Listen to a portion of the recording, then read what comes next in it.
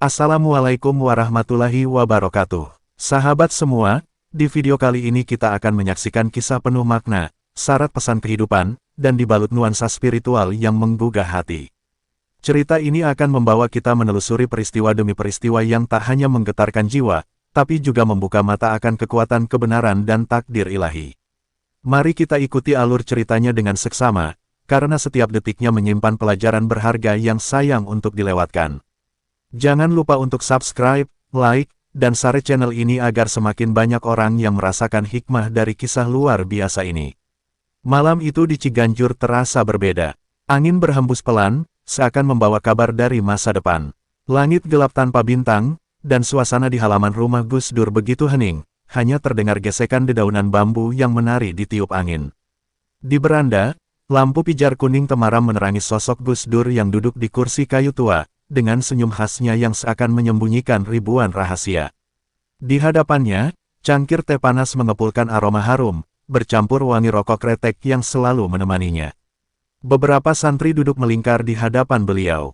Mereka tak banyak bicara, hanya sesekali menunduk, khidmat mendengarkan setiap tutur kata sang guru. Tiba-tiba, seorang tamu dari Jawa Tengah, dengan nada hati-hati, memberanikan diri bertanya, "Gus, bagaimana nasib Prabowo kelak?" Pertanyaan itu membuat suasana sejenak membeku. Santri-santri yang semula tenang, saling melirik dengan pandangan penuh tanda tanya. Gus Dur tidak langsung menjawab. Ia meletakkan rokok di asbak, lalu memejamkan mata sejenak. Nafasnya dalam, seperti tengah menyelami sesuatu yang tak terlihat oleh mata biasa. Hening menyelimuti beranda, bahkan suara jangkrik yang tadi riuh, terasa mereda.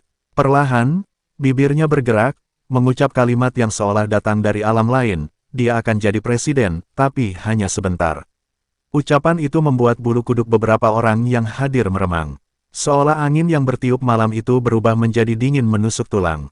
Tidak ada yang berani memotong, semua hanya menunggu, berharap Gus Dur melanjutkan penjelasannya. Namun beliau hanya menghela napas, menatap kosong ke arah kegelapan malam, seakan melihat sebuah peristiwa jauh di depan sana. Saat itu, tak seorang pun yang benar-benar memahami maksud ucapan tersebut. Tapi mereka tahu, ketika Gus Dur sudah bicara seperti itu, biasanya ada hal besar yang akan terjadi.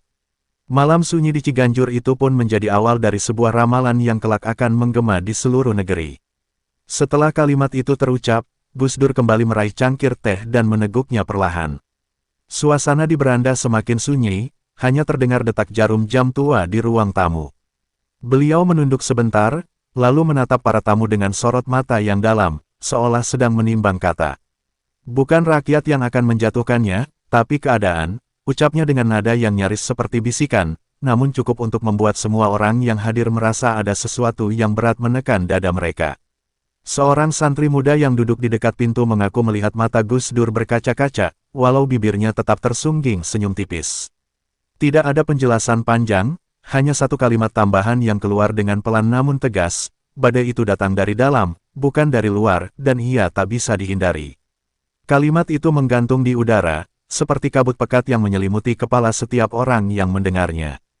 Tamu dari Jawa Tengah yang pertama kali bertanya ingin membuka suara, namun lidahnya terasa keluh.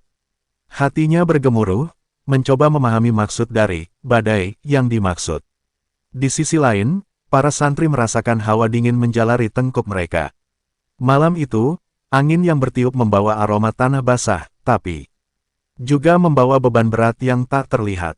Gus Dur hanya tersenyum lagi, kali ini sambil menatap langit yang hitam pekat. Semua sudah ada waktunya, kita hanya menjalani, katanya sambil menghembuskan asap rokok yang membentuk pusaran tipis, lalu lenyap di udara malam. Seolah-olah asap itu membawa serta rahasia besar yang baru saja beliau singgung. Tidak ada lagi yang berani bertanya. Obrolan beralih ke topik ringan, tapi hati semua yang hadir tetap terpaku pada satu hal, ucapan Gus Dur yang penuh tanda tanya.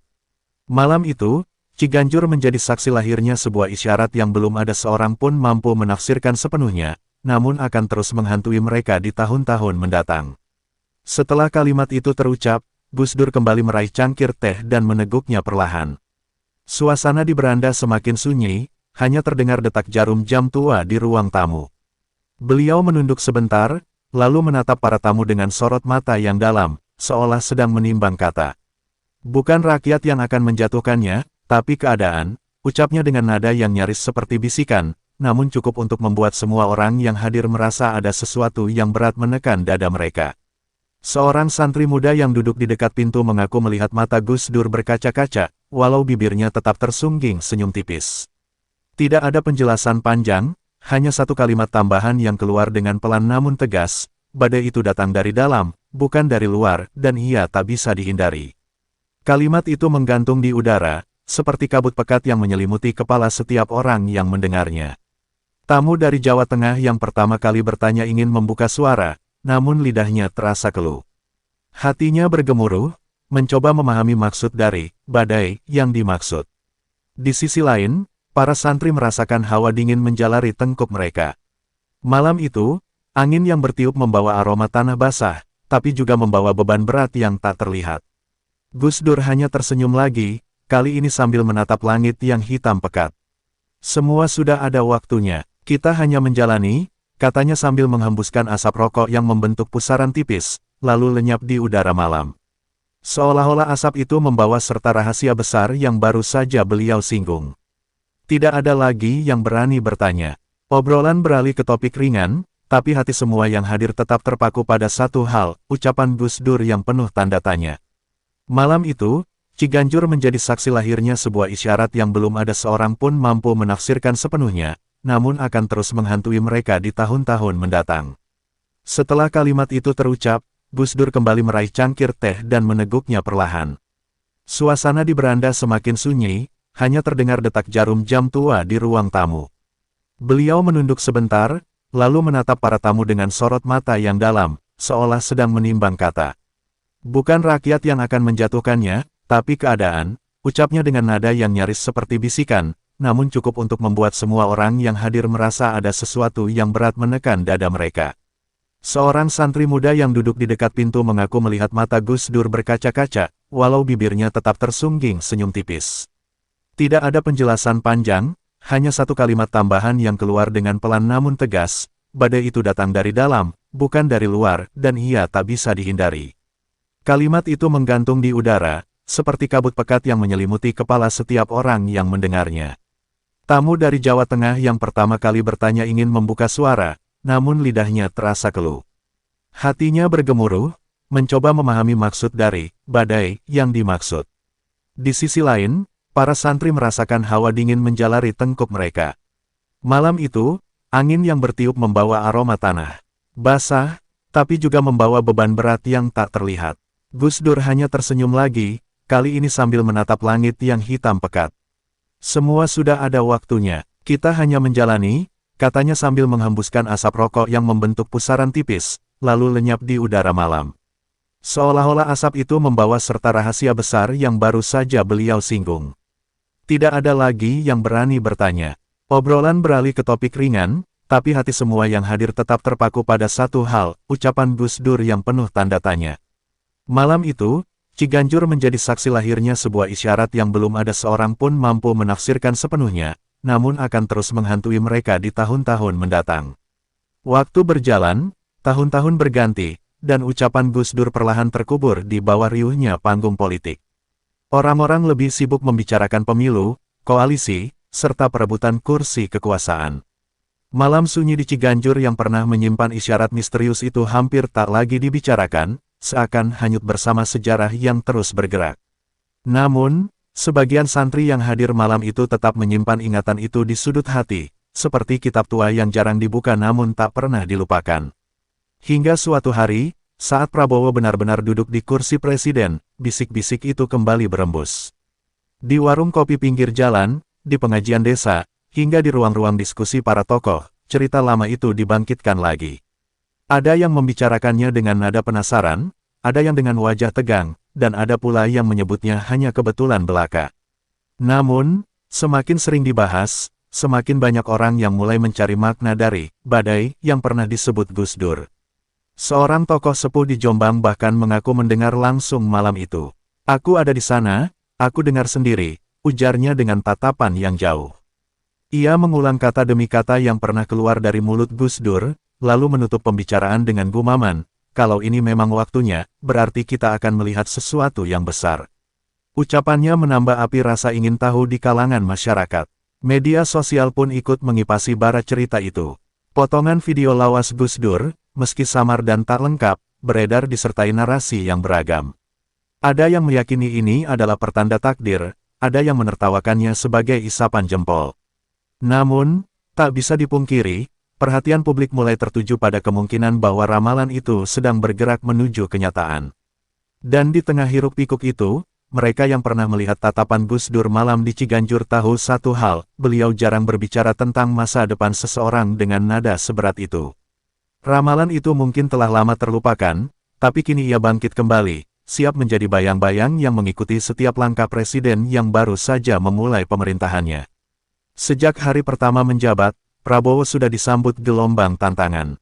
Isu kesehatan kerap menjadi bahan bisik-bisik di kalangan lawan politiknya, sementara gejolak di lingkaran dalam pemerintah mulai menampakkan retakan halus.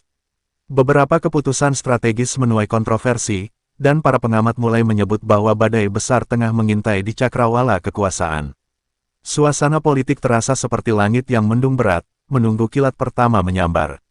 Di sejumlah pesantren, para kiai senior memperhatikan perkembangan ini dengan hati-hati. Sebagian dari mereka teringat ucapan Gus Dur puluhan tahun lalu. Mereka mulai menggelar doa bersama, memohon agar negeri terhindar dari perpecahan besar. Kalau badai itu datang, semoga lewat tanpa memporak-porandakan, kata seorang kiai karismatik di Madura, dengan wajah yang penuh kekhawatiran. Rapat kabinet pun mulai diwarnai ketegangan. Ada menteri yang mulai mengeluh secara tersirat, ada pula yang memilih diam sambil mengamati. Wartawan menangkap aroma ketidakselarasan itu, meski belum berani menuliskannya secara terang-terangan. Namun, di kalangan aktivis, percakapan soal badai yang dimaksud Gus Dur semakin ramai dibicarakan. Sementara itu, di kalangan rakyat kecil, cerita lama dari Ciganjur kembali menjadi topik hangat. Seorang pedagang kopi di Jakarta mengatakan, dulu cuma cerita, sekarang kok kayak pelan-pelan kejadian. Kalimat itu diucapkan sambil menuang kopi panas untuk pelanggannya, yang hanya mengangguk pelan, seolah mengerti benar apa yang dimaksud. Dan di atas semua kegaduhan itu, bayangan ramalan Gus Dur semakin jelas. Bukan lagi sekadar cerita di malam sunyi, tetapi terasa seperti naskah takdir yang perlahan mulai terbaca. Badai itu mungkin belum tiba, namun anginnya sudah mulai berhembus, memberi tanda bahwa sesuatu yang besar akan terjadi. Di tengah kegaduhan politik yang mulai mengerucut, ucapan-ucapan lama Gus Dur kembali mengalun di telinga banyak orang. Bukan hanya tentang ramalan, tetapi juga pesan bijaknya tentang kekuasaan. Jabatan itu titipan, bukan hak milik. Kalau sudah waktunya diambil, ya harus legowo. Yang penting tinggalkan kebaikan, bukan kebencian, begitu kata-kata yang sering beliau sampaikan di berbagai kesempatan. Kalimat itu kini seolah menjadi cahaya kecil di tengah awan mendung yang menggantung di langit negeri. Banyak yang meyakini, pesan itu bukan hanya ditujukan kepada Prabowo, melainkan untuk semua yang pernah merasakan manisnya kursi kekuasaan. Gus Dur selalu menekankan, bahwa kepergian dari jabatan bukanlah akhir dari segalanya, melainkan awal dari ujian baru, ujian untuk tetap dicintai rakyat meski tak lagi berkuasa. Seorang kiai di Tuban bercerita di hadapan jamaahnya, Gus Dur itu tidak pernah takut kehilangan jabatan, karena beliau tahu jabatan hanyalah jalan, bukan tujuan. Cerita itu membuat banyak orang terdiam, merenungkan makna sebenarnya dari kekuasaan yang sering diperebutkan dengan segala cara. Di media sosial, kata-kata Gus Dur dibagikan berulang kali, disertai foto beliau yang tersenyum santai. Ada yang menuliskannya sebagai pengingat, ada pula yang menggunakannya untuk menyindir keadaan politik sekarang. Meski begitu, semua sepakat bahwa pesan itu membawa kesejukan di tengah panasnya suasana. Namun, di balik ketenangan yang coba dihadirkan pesan tersebut, badai yang diramalkan tetap menjadi bayang-bayang. Kata-kata bijak itu memang menenangkan hati, tapi juga terasa seperti wasiat yang mempersiapkan semua pihak menghadapi sesuatu yang tak terhindarkan. Seolah Gus Dur ingin mengatakan, badai itu pasti datang, tapi hadapilah dengan kepala tegak. Hari-hari berjalan, namun suasana di tanah air terasa tegang. Setiap langkah politik presiden menjadi sorotan tajam. Media membingkai berita dengan nada waspada, sementara rakyat mulai terbagi antara yang percaya ramalan Gus Dur dan yang menganggapnya hanya cerita masa lalu. Di berbagai sudut negeri, percakapan tentang badai menjadi semacam rahasia umum yang dibicarakan dengan suara lirih. Di kalangan elit politik, manuver-manuver diam-diam mulai terlihat. Ada yang mendekat, ada yang menjauh, seolah masing-masing sedang mempersiapkan diri untuk kemungkinan terburuk. Beberapa tokoh senior memilih bungkam, namun bahasa tubuh mereka menyiratkan kegelisahan.